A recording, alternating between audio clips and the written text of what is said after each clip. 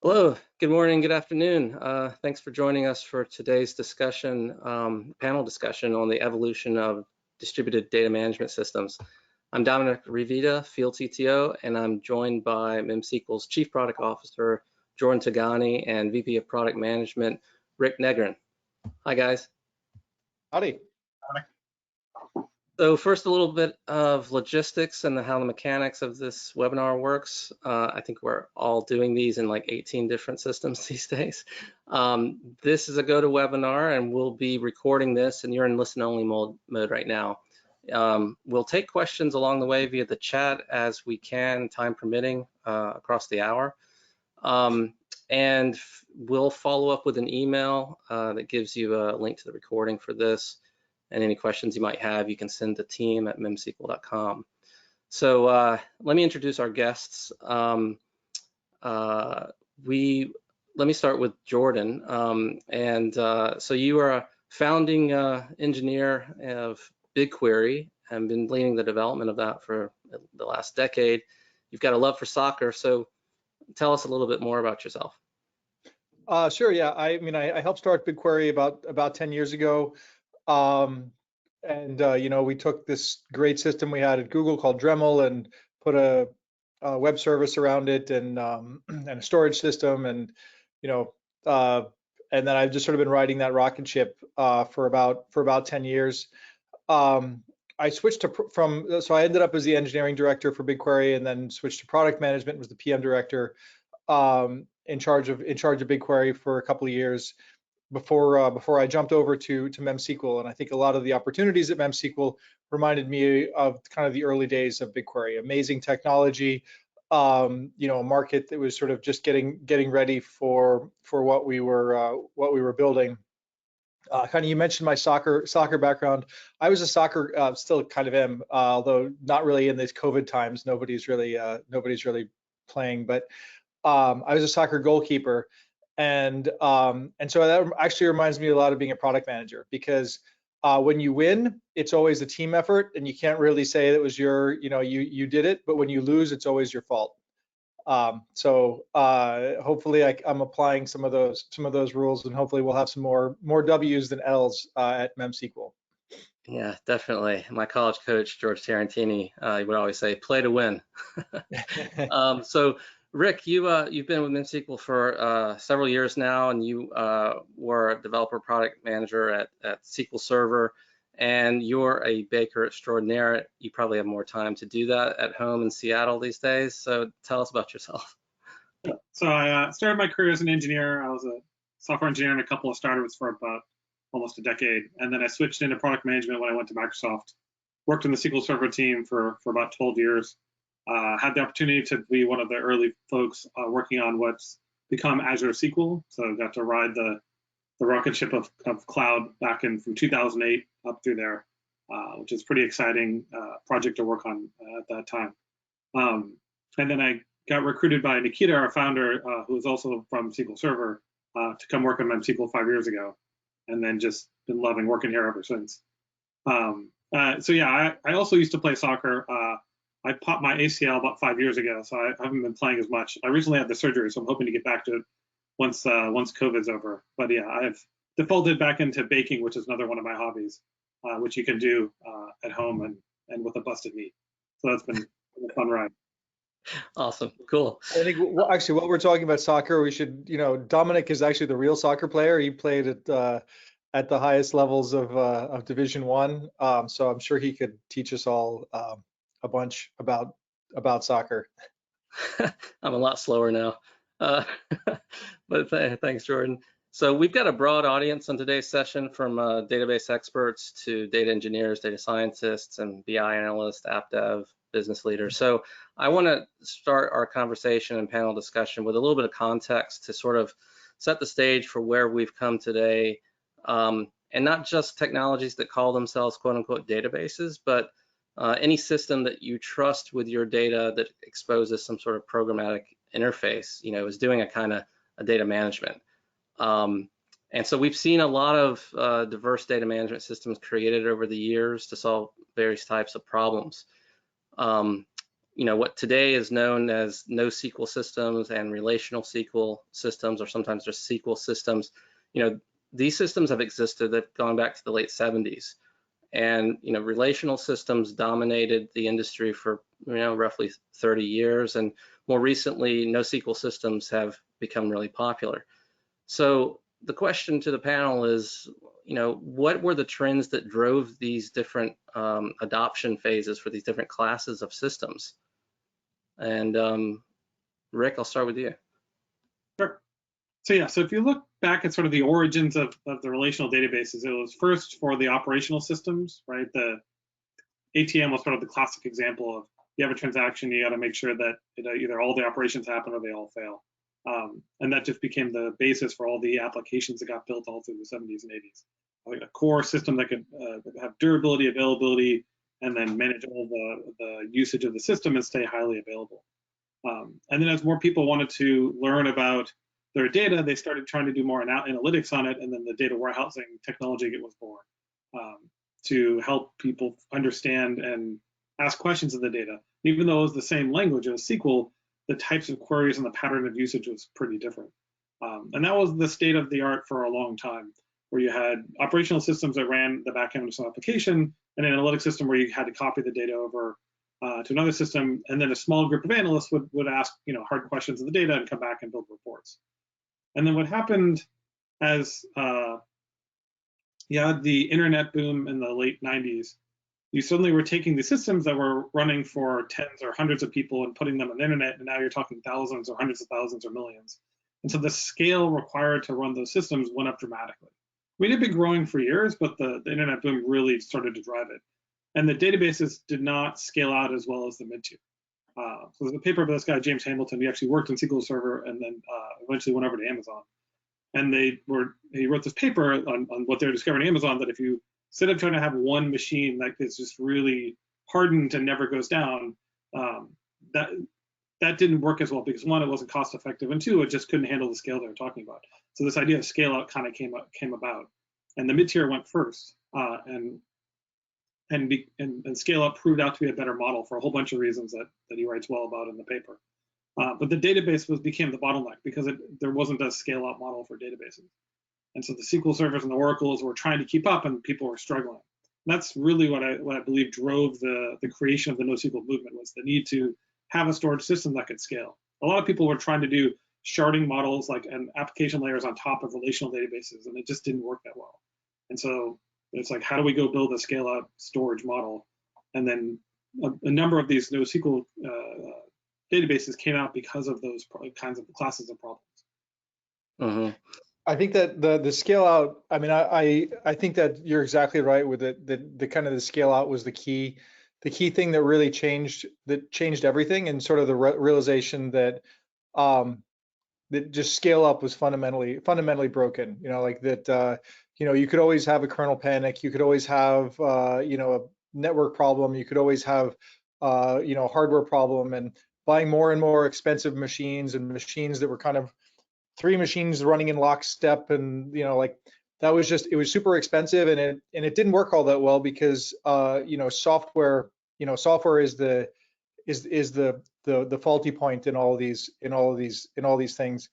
And so I think the scale out movement was huge. And I think perhaps I having worked at Google for many years, I'm a little bit Google chauvinistic, but I think Google really showed the way with with sort of its MapReduce and Bigtable and some of the other early Google papers, where they were able to take sort of computational systems and really spread them out onto multiple commodity machines, so that any of them could fail at any time, and it wouldn't really cause a problem. And I think so the early scale out systems and sort of like NoSQL systems are really kind of based on some of those early things, like the Bigtable paper, which really kind of was sort of HDFS, HBase, and then like the GFS was sort of HDFS, and MapReduce was Hadoop. Kind of, I feel like that's sort of the Gen 1 of scale out, and you kind of, as long as you were willing to think differently about how you were solving your problem, you could make that problem scale out really, really well. As long as you could decompose your system into a map and a reduce phase, or multiple map and reduce phase, like you could scale things out really well. And like as long as you're willing to sort of give up a little bit of perhaps eventual consistency, you could and strong transactions across across tables, etc.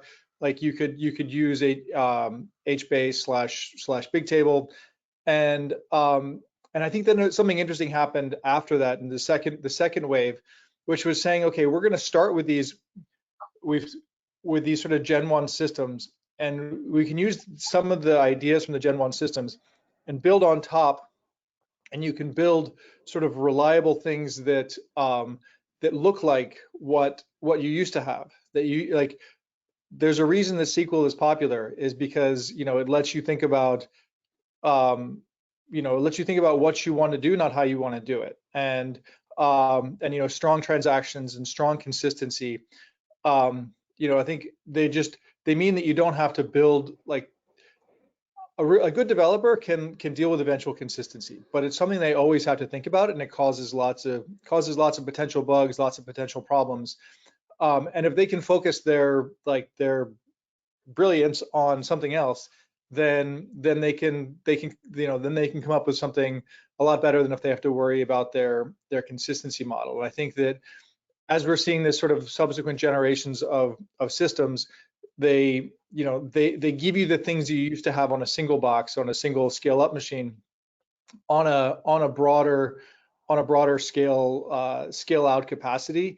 And it's interesting that many of them are actually layered on top of each other. I was just looking at seeing CockroachDB, how they've built some of their systems. They have a distributed key value store, and then on top of that is their SQL layer. And because it's these systems tend to compose fairly well, or if you're good about it, and then customers can just not worry about how things are put together. Mm-hmm. Yeah, I always find it interesting that the NoSQL movement, they made a set of trade-offs in order to handle a class of problems, because there was a class of problems that were okay with eventual consistency, or developers who were working on it could work around it. And that made sense in terms of the early and the Gen 1. But somehow the movement also started wrapping their arms around this idea that the lack of a feature was the feature. But not having schema and not having consistency was what you wanted. That's which is convenient. Yeah. To me, that always seemed kind of like an odd way to go. They're sort of embracing the lack of capabilities, that was the reason they did it, as opposed to that stuff was just hard to do in the Gen 1, which is I think how it really played out. But what's nice about that is it started pushing the database community to figure out, okay, well, if we like the relational model, can we make it work over these things? Can we have our cake and eat it too? And that's really, I think, how the new SQL movement got born, is kind of being pushed to well, let's figure out how to not have to give up those things, but still have the modern scalable storage architecture that you get out of NoSQL, but combined with the goodness of the relational model. Right. Funny, the history of the relational model, the reason it came about was because the previous systems, the Codicil and IMS, I forget the exact names, were required you to know a lot about how to plan out your query. You had to go and hand tune a lot of stuff. And the relational model abstracted you from it and made it easier, like you were saying, Jordan, for the developers to not have to think about that stuff. And then NoSQL basically took us backwards to those models because we had to, because we didn't know how to do the distributed query processing at the time. And now it's time to go put that relational model on top of the new architecture, so that people can get the sort of benefits of both worlds. Yeah, so there's a few things to unpack in there with what you both of you guys have said. Rick, you mentioned something that maybe might not be aware. A lot of people might not be aware of this trend in the last few years in our market of NewSQL. If you could explain a little bit, what are the elements or characteristics of what's considered a NewSQL system? And then also, you both mentioned the trade-offs, and there's an explosion of choice now. Lots of different purpose-built specialty systems available. It's easy to spin up with a push button in the cloud. How should developers and architects think about these choices when there are a lot of trade-offs there. There's some flexibility and convenience, but also you've got to live with that system for a while if you're going to put it in production. And so when you think about the lack of these features you mentioned, Rick, and maybe the added cost of complexity as you have more variety of data systems, and of course the way we're building and consuming technology these days is more and more on a consumption model, pay per byte per clock cycle. So your rising monthly cloud bill is a consideration you didn't have when you just had one capital outlay and you owned the technology for a fixed price. So if you guys could respond to first NoSQL and then how to make these choices about the variety of different systems available and the trade-offs. Sure. I mean, from a NoSQL perspective, like I'm not a fan of that term just because I feel like it's been around for long enough that it's not new anymore. But I think it is trying to, I think it's getting at, being able to layer kind of the familiar SQL transactional capabilities on top of these scale out systems. Like, I think most people, if given the choice, would want to have the ability to query their database with SQL. I think that was, internally at Google, like Google Spanner didn't have SQL capabilities, and I think that hurt it a lot. Now they've added a SQL layer on top of it, but not having, I think SQL is a big advantage, for the reasons that that Rick has gone into. I also think that there's a paper, Michael Stonebreaker, I think it was from like the 80s or early 90s. I think it was something like what goes around comes around, and basically saying that like there's like these cyclical things in the industry where it's sort of like, okay, you want SQL and you want strong schemas and then no, you want kind of dynamic schemas and more document databases, and then people realize the problems with that, and then they end up back with strong SQL again. And I feel like we're kind of cresting this curve again and going back towards SQL. Yeah, and I think it's a combination of SQL as well as the relational model. Like SQL is the language, and there are some of the NoSQL systems that are putting in the language piece, but also the relational model itself has proven out to be a very powerful model for expressing a large class of problems. And it's not to say that's the only model that needs to exist. I think document models, being able to store stuff as JSON or unstructured, or being able to do full text, all of those things are powerful mechanisms that by no means we should give up. But you can have them all in one system, and that's something we have in MemSQL. You can store JSON as a native column and project out properties and index them. You can full text index data in a text column. So you don't really have to choose a distinct system to get those capabilities. You can have one system that can do all of those things. But I think people like the relational model, they're familiar with it, they know how to use it to solve problems. And then that in conjunction with the other models, that's part of how I think of the NoSQL, is that it captures all the different types of data types that people want to store and allows you to have them coexist in one system, and built on top of a modern scalable architecture that is highly available and highly durable even in the face of machine failures, which is what they expect from the modern cloud native system. And I think you mentioned cloud native, and I think just cloud is obviously the other big thing that has happened that changed how people think about data management, and the consumption models being able to go from pay per something else that's not just paying for a particular amount of hardware.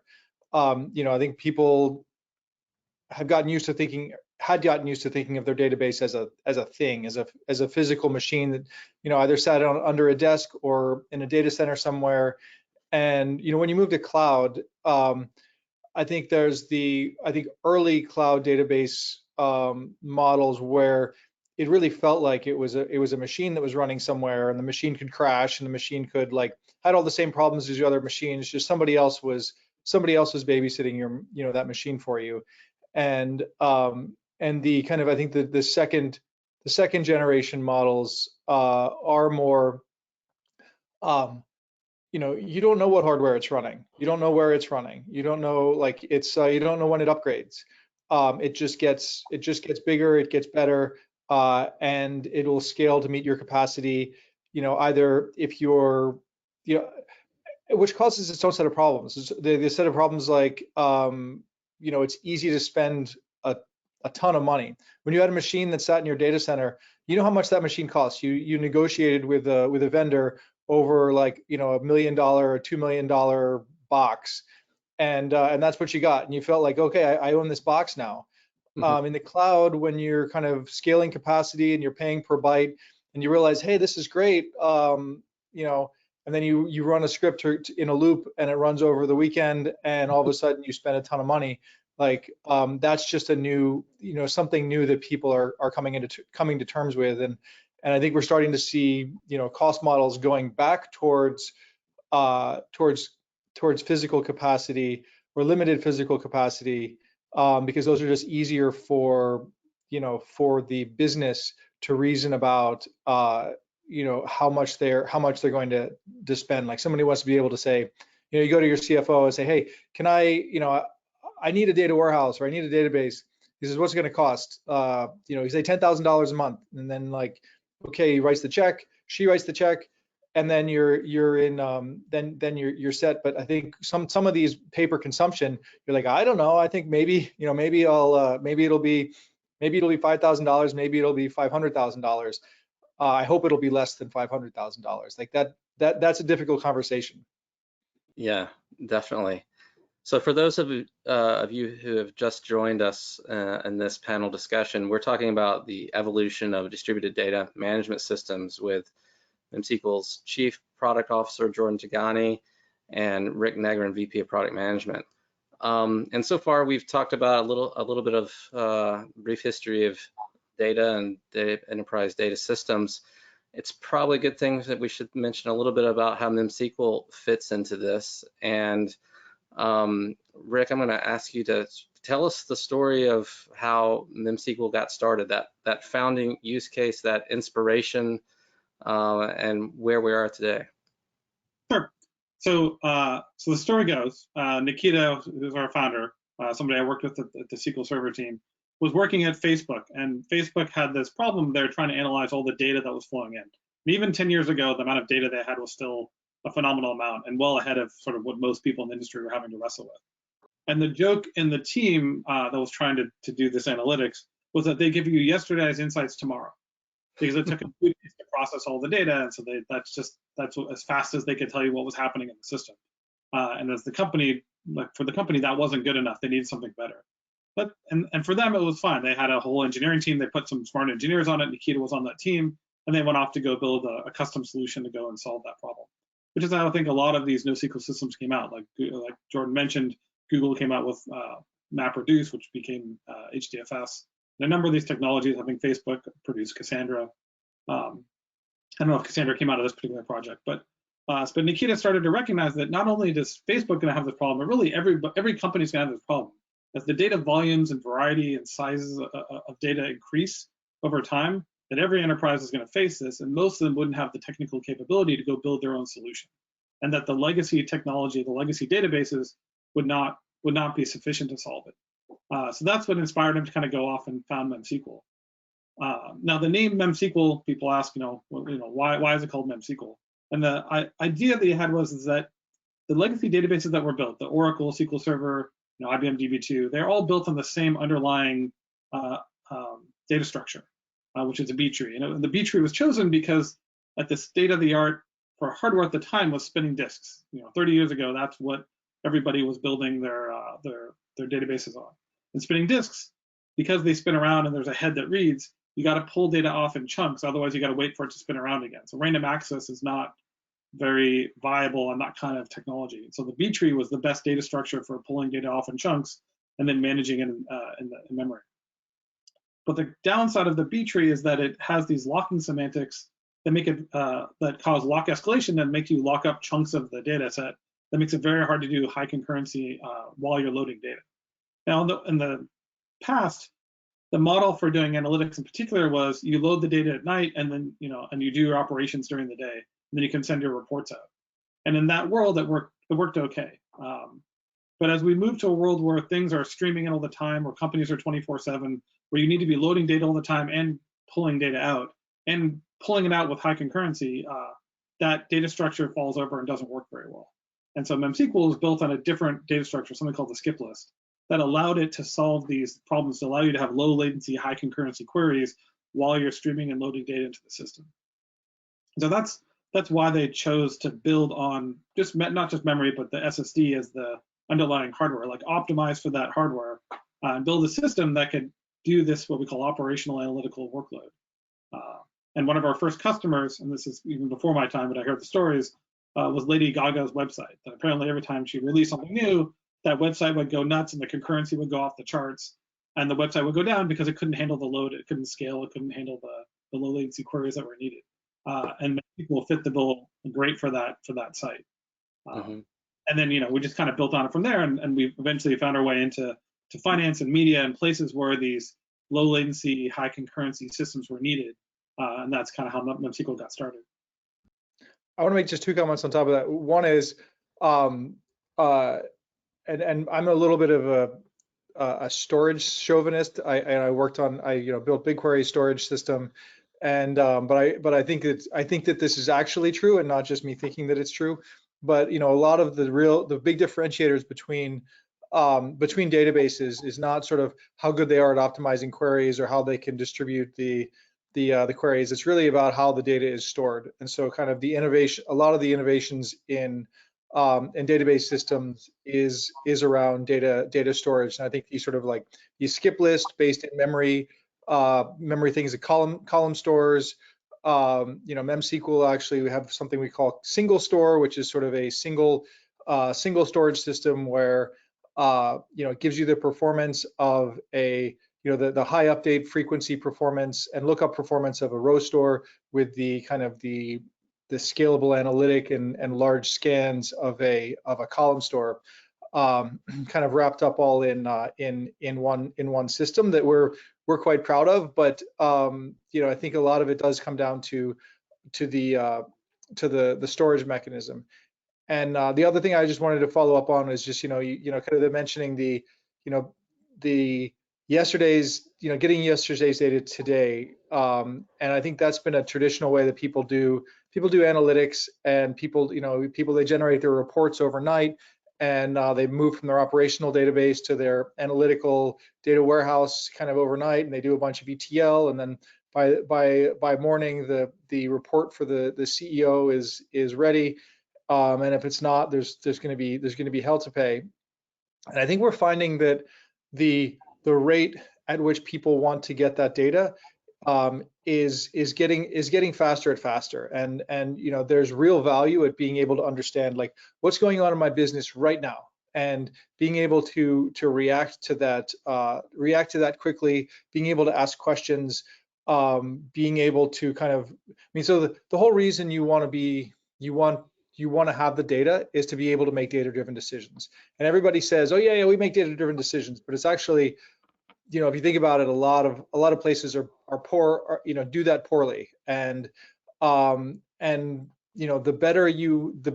more up-to-date data, the more quickly you can react to sort of changing things, especially in these sort of COVID times when it's a little bit harder to see what is going on in your business. You can't just sort of walk around and see what's going on in the factory and asking people. Like it's you kind of want to rely on hard data, and the more up to date that is, the better, and that can be a competitive differentiator.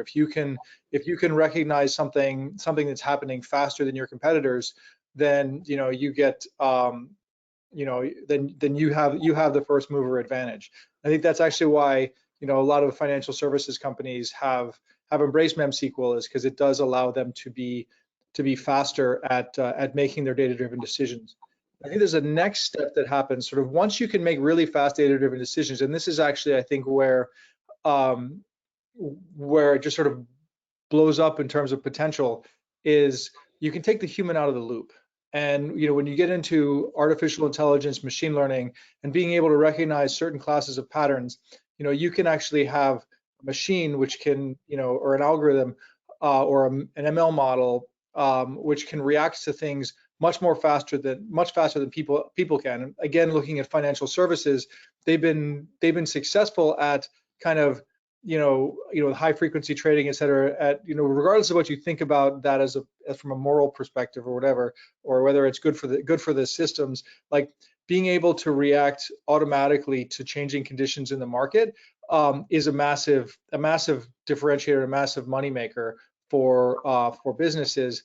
And I expect that kind of the real-time systems are going to enable that kind of thing to spread beyond just financial, being able to see like, okay, real-time inventory changes, et cetera, like automatically triggering factory orders, et cetera, as a big potential. Mm-hmm. I want to pick up on the AI topic you introduced there, but first we are taking questions via the chat, so I want to cover a little bit. Shout out from Brian to Jordan on storage optimization. Thanks, Brian. Also, a question about management tools. As these cloud databases have evolved, or databases in general, but more recently cloud databases, how has the evolution of the management tools for those cloud services evolved in parallel with that? So yeah, the management tools are interesting because as we move more into the cloud, what you find is you need less and less of the management tools, because more and more of the management is handled by the service, most likely automated under the system. So give an example, like we have a whole set of tools for deploying MemSQL. But when you use our managed service, or Helios managed service, you don't use any of those tools. You click a button and all of the deployment is all handled automatically behind the scenes. Right? If a machine fails, MemSQL in the software world, you have to go in and create a new machine and attach it into the cluster. And again, in the managed service in the cloud world, that just happens automatically. And it's not happening because some admin is going behind the scenes and manually going and wiring things up. It's all automated by the system. And that's the power of cloud services, is that all of that stuff gets automated. And so the tools that in the past you needed to go and run yourself just kind of go away and you get abstracted from you and something you don't have to worry about. But there are some things you still have to worry about. You still have to worry about like capacity management to some degree. How much capacity do I need and how much am I willing to pay for? But it's a much smaller subset of the overall set of management stuff that you have to worry about. Yeah, I think I agree that at some point every management tool is sort of an acknowledgement that your automation isn't good enough, like, or that there is some flaw in the system that means that that some human has to make decisions, or some human has to shuffle something around. And at the end of the day, there are a few knobs that people care about. They care about data residency, data durability, availability. They care about cost, and they care about the capacity to handle their workloads. And some of those things work against each other. If you have to have multiple copies of your data synchronously replicated from London to Shanghai, then that's going to cost you a ton of money. In network costs, there's just not a way to get around that. And if you want,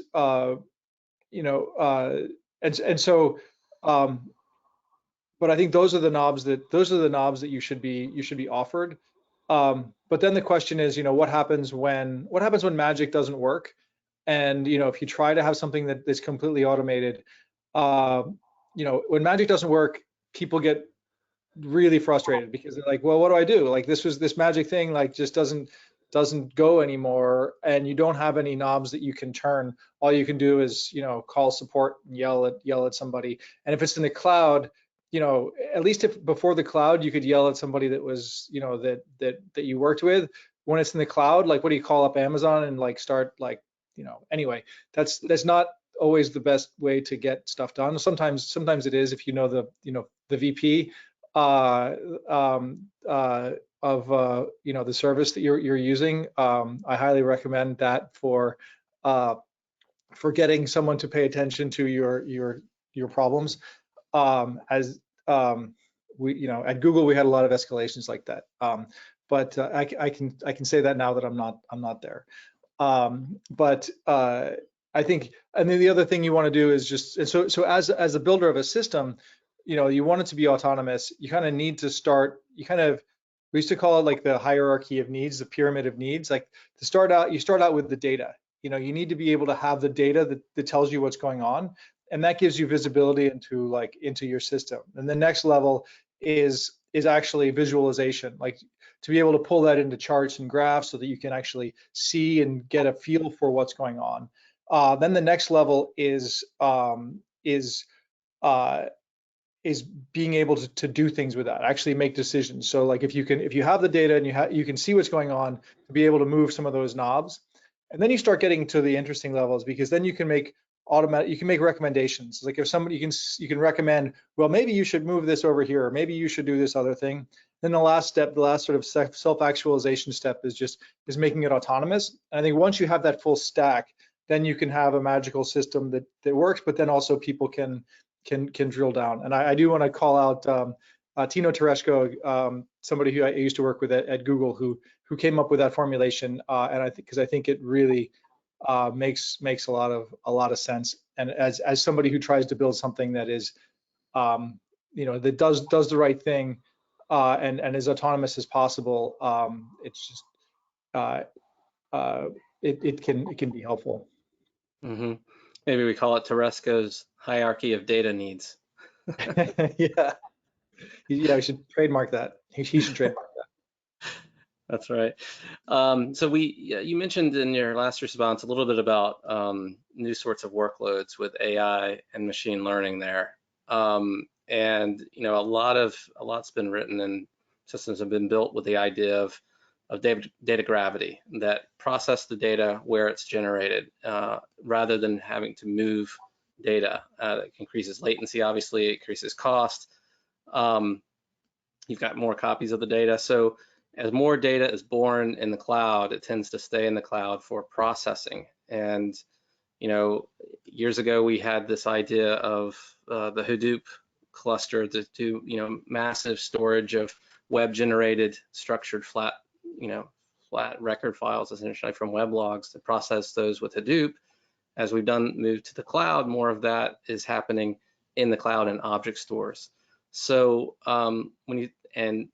data lakes, essentially the data lake is now more of a cloud native data lake. So how do these technologies fit of the data lake in particular? What data should be placed there? How should it be structured to access it, to do first those kinds of machine learning use cases? But then as more data is generated, that's not the only kind of workload you need to handle. How do you manage data stored in a primitive form like an object store? Rick, you want to jump in? Sure. Yeah. So the concept of the data lake came along, right, and it had all these promises that came with it. That you'd be able to have this one place to put all your data, so you wouldn't have to have all these silos where it was tough to join data together. That it would be cost efficient to store massive amounts of data, and that it would provide the ability to get access to that data whenever you want to operate your business. And the early data lakes delivered on some of those promises, but not all of them. Like it was a cost-effective way to go install your data, but it turned out it wasn't as easy to get the data out as you thought. And then throwing all the data in with different schemas that changed over time made it very difficult to sort through what you had and really make sense of it.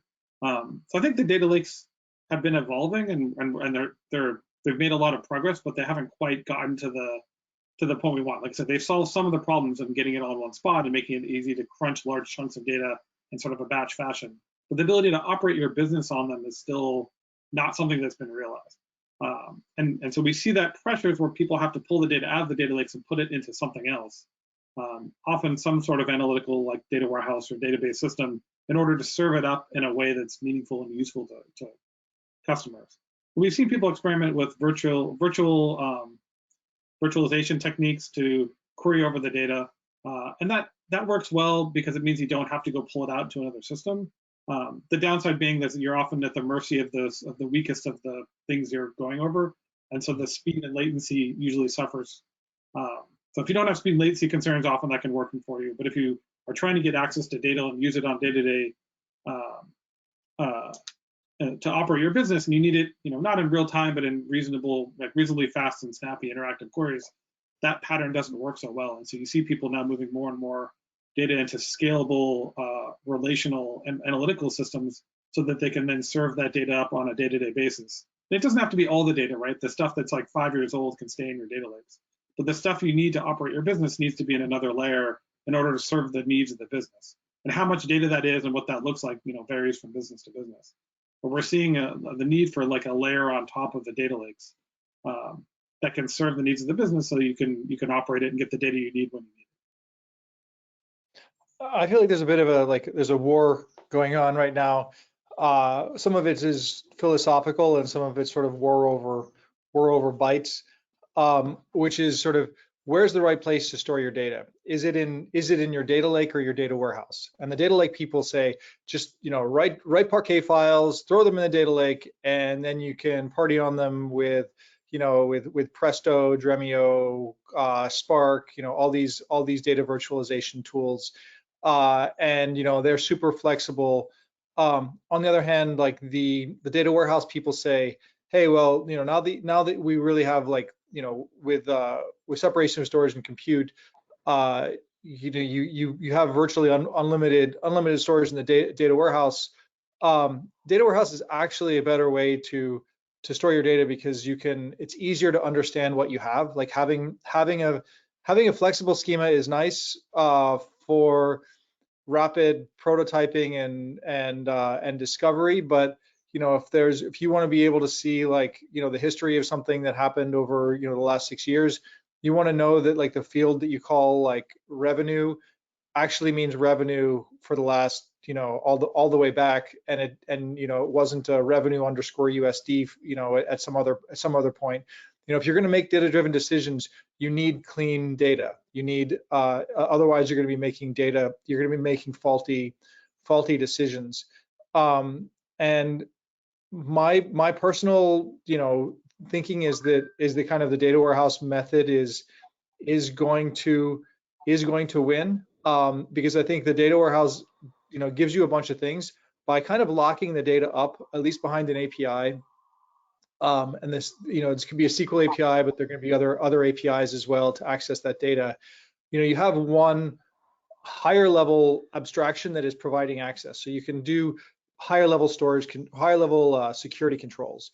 You can do data management policies. When you retire data, when you move data, and you don't have to move the data as much. Like if you have a data lake, and then you kind of move the data into your data warehouse, you're going to have to sort of transform and move the data.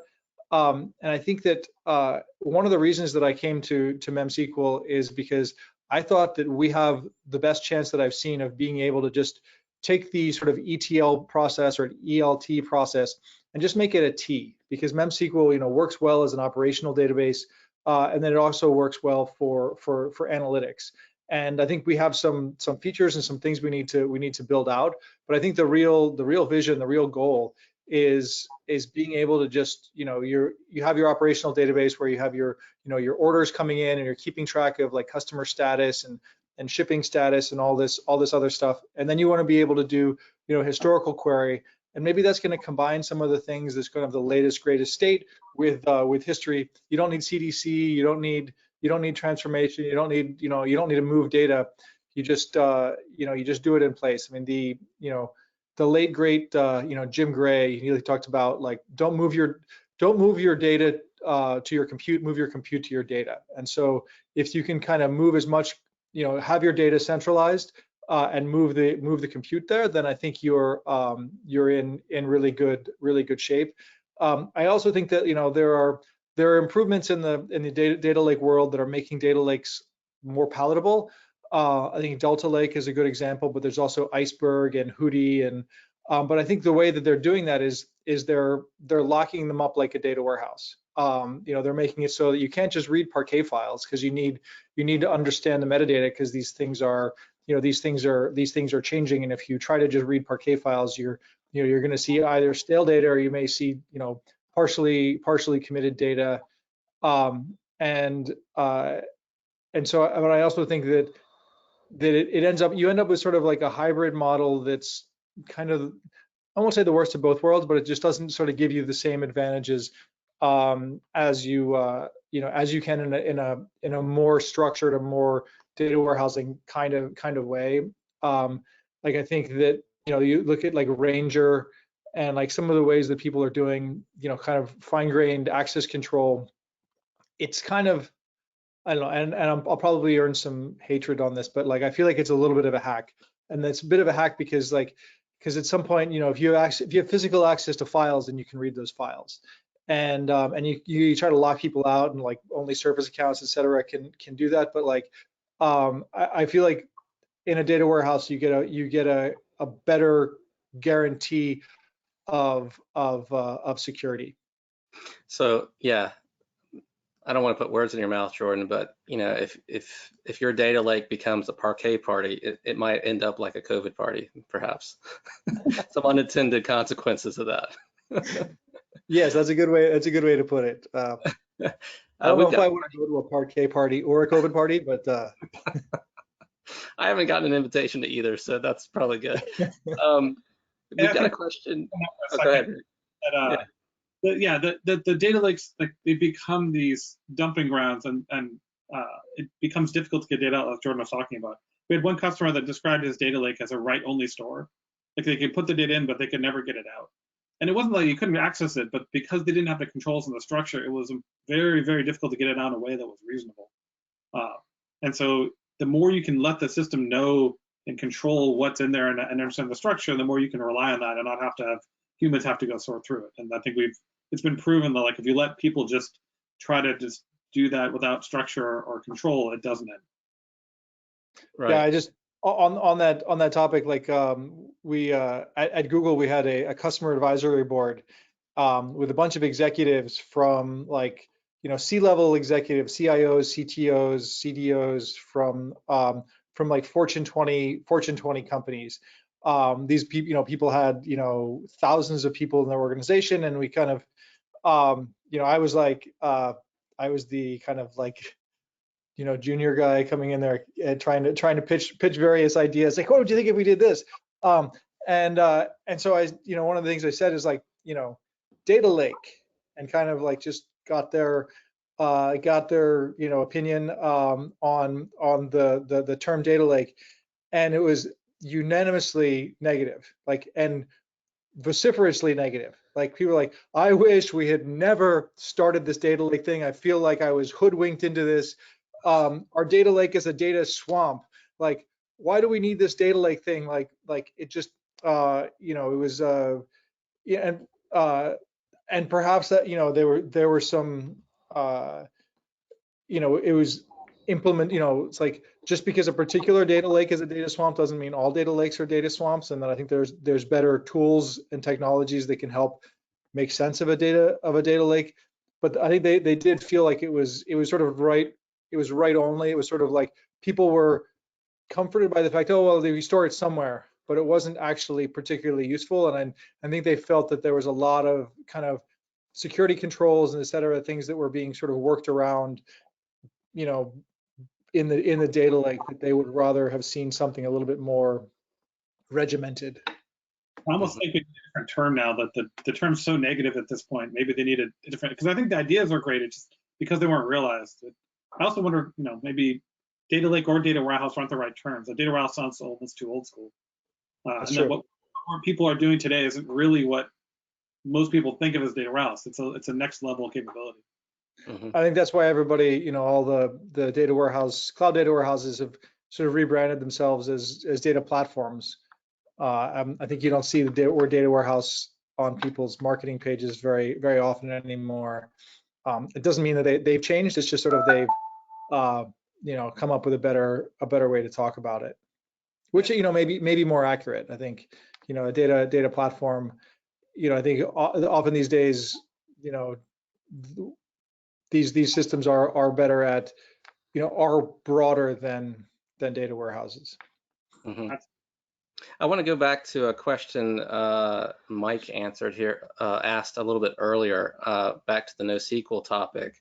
And Mike says, I hear from the SQL people that NoSQL can't be ACID. So I want to have you guys talk a little bit about that. I think it's a good question. I think it's often something that's thrown out there that, you know, and I think the answer lies a little bit as to what are the choices in each of those letters, and that they're sort of not, you know, there's a spectrum there. Yeah, I mean, so for those who don't know, ACID, right, stands for atomicity, consistency, isolation, durability. To say a NoSQL system can't be ACID isn't strictly true. Any system could be made ACID if you want it to be. It's about the trade-off you're willing to make, though, and what you're striving to do. NoSQL has been typically associated with not doing ACID, that they gave those things up in order to get the scale out, as we talked about earlier. But there are systems, NoSQL systems that have been evolving and taking on and being able to do atomicity and do higher levels of consistency or higher levels of isolation, right? And do move from eventual consistency to synchronously consistent, and improving their levels of durability. And durability really isn't a binary thing. It's more of like it's more of a spectrum. So I don't think it would be fair to say NoSQL can't do ACID. It's just most of them historically started out not doing it, and some have made progress in some of the letters and some haven't. So you kind of have to talk about system for system. But in general, the architecture for them wasn't designed around it, and so it's hard for them to add it in later. They can do it, but it usually doesn't work super well. Again, it can't.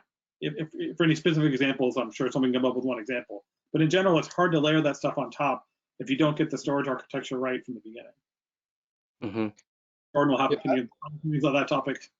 And I think SQL systems don't have to be ACID either. I think there's, you know, but in general they are, and I think it's sort of, there's more of an expectation that they are. I like to think of a little bit as like as garbage collection in coding. Like if you have garbage collection, like you can write correct code that's great code without garbage collection. You know, but it turns out that when you don't have to think about, you know, who owns various pointers or objects, and how do you free things, it lets you just think about other stuff, and, you know, think about the important parts of your code.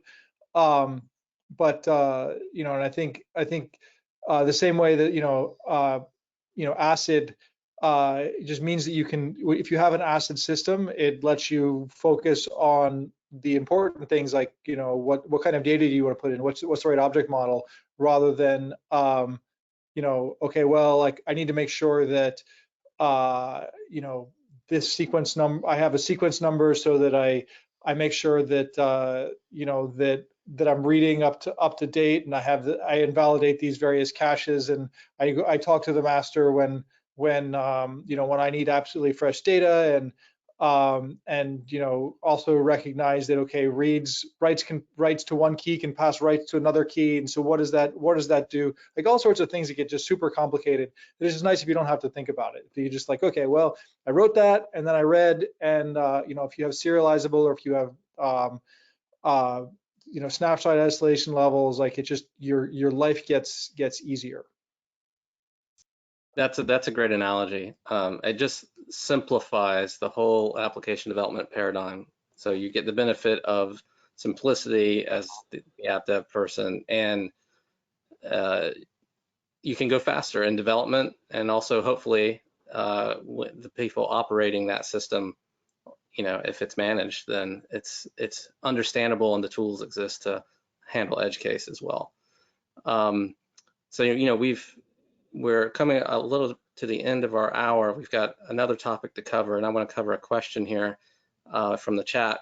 But before we do, you know, we've been talking about the evolution of distributed data management systems, and we spoke about the NoSQL movement, sort of the trade-offs with that, the SQL movement here, and you know, we're sort of entering the next phase from MemSQL's perspective of a new kind of data platform management system that takes the best of different data, what I like to call data styles and patterns, data access patterns, data storage models, and provide you sort of the best of these multiple approaches.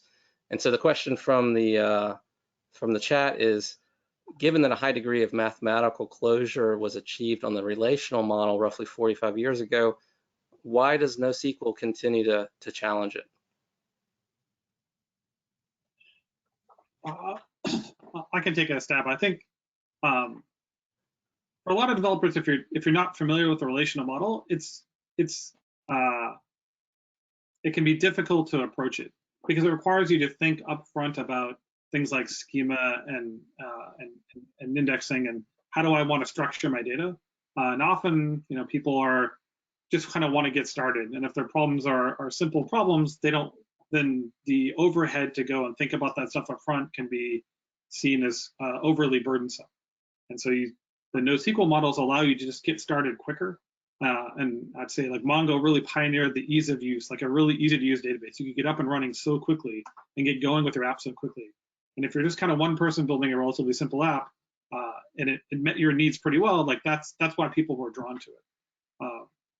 And again, the NoSQL movement, again, it came out of the lack of scaling. So people started using it because of the need to scale. But that just kind of got on. And people also tend to use the tools that they're familiar with. Once you become familiar with the tool, you tend to want to use it for lots of problems. So I suspect there's some cases that it gets used for problems it's probably not ideal for, but people can hack it and make it good enough. So that's just sometimes, mathematical formalism and correctness doesn't necessarily make something successful. If you look at the popularity of Python, which from like a language nerd's perspective is a terrible language, and versus Haskell, which is beautiful.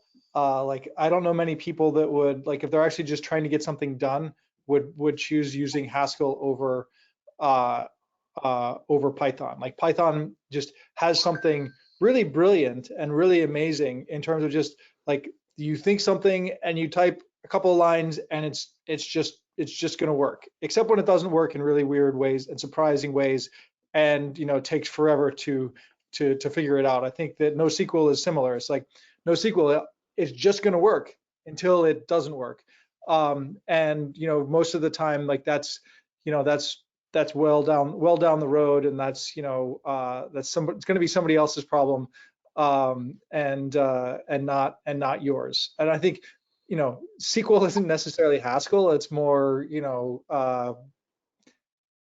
maybe C++ or Java, but there is sometimes something to be said for just like what's the easiest thing I could possibly do, and NoSQL often helps in that case. Mm-hmm. Yeah, and so my own perspective on this is that modern systems like MemSQL now give you the best of all of these models. First of all, they're distributed native, so they don't take a single node database with all the things that Rick had mentioned before, with the design constraints of the era in which they were invented for spinning disks and buffer pools. So distributed native, it assumes that you're able to scale out in a cost-effective way for performance. And also, when you talk about these different data styles of access patterns and data types, systems like MemSQL give you can treat MemSQL as a document database. It supports JSON natively. You create a column, but what's different there is that you have the power of full distributed joins, relational SQL, and a columnar store when you want to do analytics on perhaps a subset of data in that array, in that column. And so you can fetch, it's faster, I would say, in many cases than a pure play document database. Same for any sort of key value store that you might use as a front cache to your database. We've seen customers basically obviate the need for the caching tier. I had a CTO tell me from a global company just yesterday that their starting use cases in a lot of these situations is MemSQL as basically a caching layer, and which is, depending on the applications you're building and the use cases, you can sort of start anywhere with MemSQL and go everywhere, or most everywhere, I would say, right? So if you guys want to comment a little bit about where we see the future of these kinds of synthesis and convergence of these styles and approaches. You want to start, Jordan? I just, you know, to make another analogy to programming, I think, you know, it's a little bit, reminds me a little bit of static typing versus dynamic typing, or sorry, static typing versus dynamic typing versus, which I think is actually the ideal, which is type inference.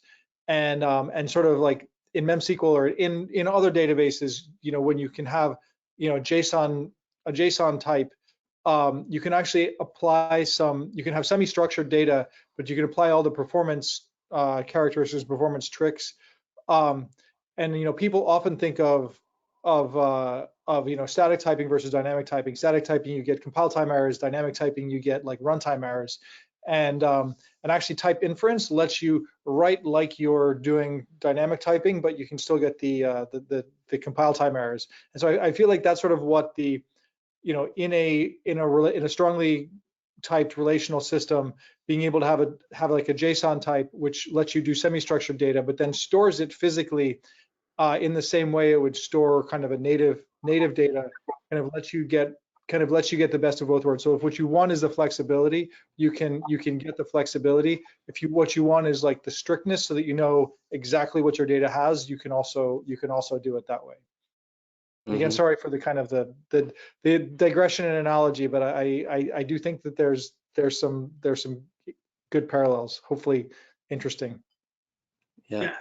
And just to add on that, like, I think that there are definitely cases where you need the specialty system. So I think of full text in this case, where if you have petabytes of documents and you just need a fast query, a very specific app that's going to do fast query over full text queries over that data set, then something like Elastic is absolutely the right fit. Like, you shouldn't be using a relational database for that.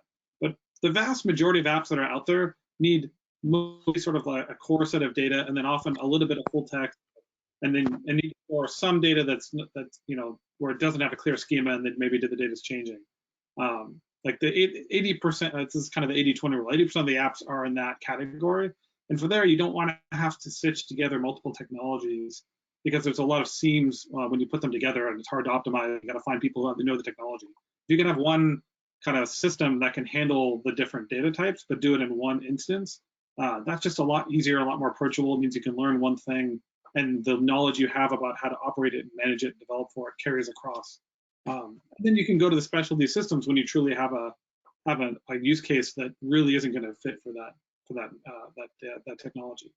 But we find a lot of people coming to MemSQL, they've got 2 or 3 or sometimes 10 different technologies that stitch together, and the pain of putting together outweighs the value they get from the specialization.